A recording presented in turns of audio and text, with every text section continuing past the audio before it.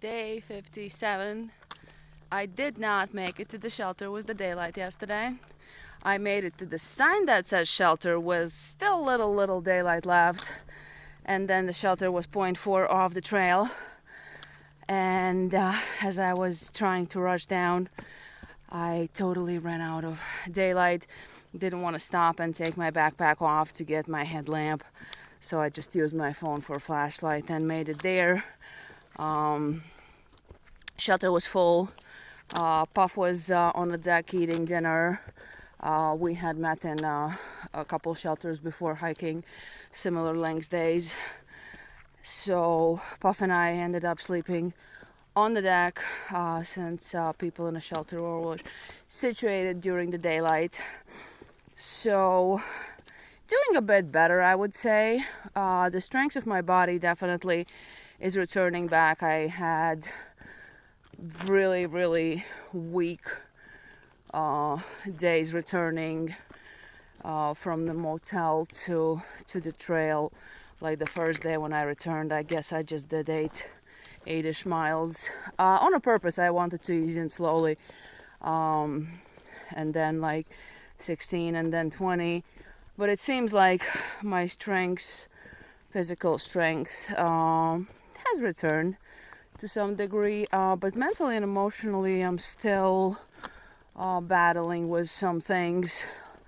Like I mentioned before, I need to work with accepting instead of rejecting, be with my loneliness when I feel lonely, instead of shooting myself. I shouldn't be lonely, like I chose this. I wanted to be here on a trail by myself, just being with my sadness. What is that sadness that's coming up? Why am I sad? In while I'm doing something that I truly chose, truly wanted, appreciate having opportunity to do that, and yet still I am sad. So wrestling with that, and just I also realized when I did not feel good how irritated I was with just the nature itself, like all the creatures that live here. It's a season when inchworms just drop down the trees and fall on people. So I have picked up dozens of inchworms from my body, from my clothing, from my backpack. And I'm just annoyed because it's like a worm after worm after worm. And then stepping on a trail and not trying to kill millipedes. There are hundreds of them on a trail. So there are worms falling off from the sky. There is full ground of millipedes.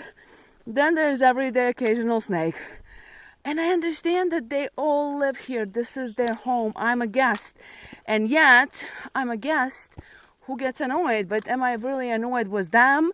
No, I'm annoyed because I don't feel good, and what's spilling out of me is annoyance. It's the same, and I think it's one of the Zen stories, or at least Buddhism, if not Zen Buddhism. If somebody bumps into a person with a cup of coffee, and the coffee spills, that person spilled a cup of coffee. And it's not true, because if the person bumped into a person and the person instead of had coffee had a tea, then the tea would spill. So it's really not that the bumping caused the spilling.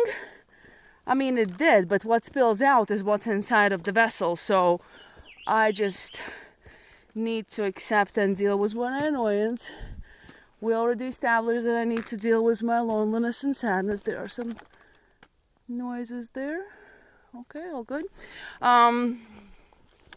It just comes out. I get triggered, but then I realize that once my physical body is not doing well, so I'm basically out of balance. That's what it is. My physical body was not doing well, and then my emotional body and my mental body really have a hard time aligning, just because it's like totally out of whack. So today will be a bit shorter day, close to 5 miles shorter than yesterday, and then day after that I'm gonna go to hostel. I have packages there. I have new insoles shipped there for my shoes. My feet have been pretty achy lately. I think it's time to switch insoles. and just one foot in front of the other, and I'm going to Maine. And if somebody asks me today, I will not be screaming at them that it sucks. Today is a better day.